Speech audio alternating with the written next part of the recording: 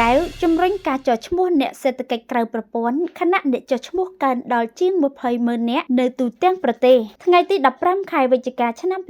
2025ខណៈចំនួនអ្នកសេដ្ឋកិច្ចក្រៅប្រព័ន្ធដែលបានចោះឈ្មោះរួចហើយបានកើនដល់ជាង20,000នាក់នៅទូទាំងប្រទេសយុទ្ធនាការផ្សព្វផ្សាយនិងជំរុញការចោះឈ្មោះត្រូវបានរៀបចំឡើងនៅខេត្តតាកែវដែលមានអ្នកសេដ្ឋកិច្ចក្រៅប្រព័ន្ធចូលរួមប្រមាណជាង3,000នាក់ក្រោមកិច្ចសហការជាមួយសមាគមសហព័ន្ធយុវជនសេដ្ឋកិច្ចកម្ពុជានេះជាយុទ្ធនាការលើកទី6ក្រោយពីយុទ្ធនាការនៅរាជធានីភ្នំពេញខេត្តបាត់ដំបងកំពង់ធំសៀមរាបនិងកំពង់ស្ពឺក្នុងយុទ្ធនាការនៅខេត្តតាកែវនេះឯកឧត្តមរដ្ឋមន្ត្រីហែមសុវណ្ណឌីប្រធានគណៈកម្មាធិការសម្របសម្រួលការអភិវឌ្ឍសេដ្ឋកិច្ចក្រៅប្រព័ន្ធនិងឯកឧត្តមវីសំណាងអភិបាលនៃគណៈអភិបាលខេត្តតាកែវបានលើកទឹកចិត្តដល់អ្នកសេដ្ឋកិច្ចក្រៅប្រព័ន្ធទូទាំងខេត្តចុះឈ្មោះដើម្បីទទួលបានអត្ថប្រយោជន៍និងរួមចំណែកកាន់តែប្រសើរដល់ការអភិវឌ្ឍសេដ្ឋកិច្ចនិងសង្គមកម្ពុជាសម្រាប់រយៈពេលដ៏វែងឯកឧត្តមហែមវណ្ណឌីបានលើកឡើងពីការយកចិត្តទុកដាក់របស់រាជរដ្ឋាភិបាលចំពោះអ្នកសេដ្ឋកិច្ចក្រៅប្រព័ន្ធហើយថា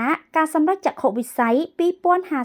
ត្រូវការតួអង្គសេដ្ឋកិច្ចដែលបច្ចុប្បន្នមានច្រើនលើសលប់ជាអ្នកសេដ្ឋកិច្ចក្រៅប្រព័ន្ធឲ្យរីកធំធាត់បានឆាប់រហ័សនិងមិននៅក្រិនក្នុងអាជីវកម្មនិងមុខរបររបស់ខ្លួនឯកឧត្តមបានបញ្យល់អំពីអត្ថប្រយោជន៍នៃការចុះឈ្មោះដែលរួមមានដូចមានការទទួលបានអត្តសញ្ញាណច្បាស់លាស់លទ្ធភាពទទួលបានសេវាហិរញ្ញវត្ថុផ្លូវការអត្ថប្រយោជន៍របបសន្តិសុខសង្គមការបណ្ដុះបណ្ដាលជំនាញសេវាគាំពារសង្គមការលើកលែងកាតព្វកិច្ចពន្ធនិងការអនុគ្រោះពន្ធជាដើមទន្ទឹមនឹងនោះអត្ថប្រយោជន៍ថ្មីៗត្រូវបានបន្តរៀបចំជូនអ្នកសេដ្ឋកិច្ចក្រៅប្រព័ន្ធដូចជាការធានារ៉ាប់រងអាយុជីវិតសម្រាប់គ្រោះថ្នាក់បុគ្គលជាក្រុមពីក្រុមហ៊ុន Manulife បានជំនួយថវិកា Green Voucher ចំនួន1 លានរៀលពីមជ្ឈមណ្ឌលបណ្ដុះបណ្ដាលធុរកិច្ចថ្មីដេជោសម្រាប់សហគ្រាសធុនមីក្រូចាប់យកដំណោះស្រាយការបណ្ដុះបណ្ដាលនិងការប្រឹក្សាផ្នែក Digital សម្រាប់អាជីវកម្មមូលនិធិអភិវឌ្ឍជំនាញនិងកំពុងរៀបចំកញ្ចប់អត្ថប្រយោជន៍សម្រាប់អ្នកសេដ្ឋកិច្ចក្រៅប្រព័ន្ធ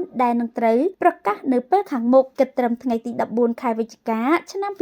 2025ថ្នាលចុះឈ្មោះអ្នកសេដ្ឋកិច្ចក្រៅប្រព័ន្ធបានទទួលសំណើចុះឈ្មោះចំនួន22,677ខេត្តតាកែវស្ថិតនៅលេខរៀងទី4បន្ទាប់ពីរាជធានីភ្នំពេញខេត្តកណ្ដាលនិងខេត្តកំពង់ចាមដែលមានការស្នើចុះឈ្មោះចំនួនជាង15,466សំណើហើយយុទ្ធនាការនេះក៏មានគោលដៅពន្លឿនការចុះឈ្មោះក្នុងខេត្តតាកែវឲ្យបានកាន់តែច្រើន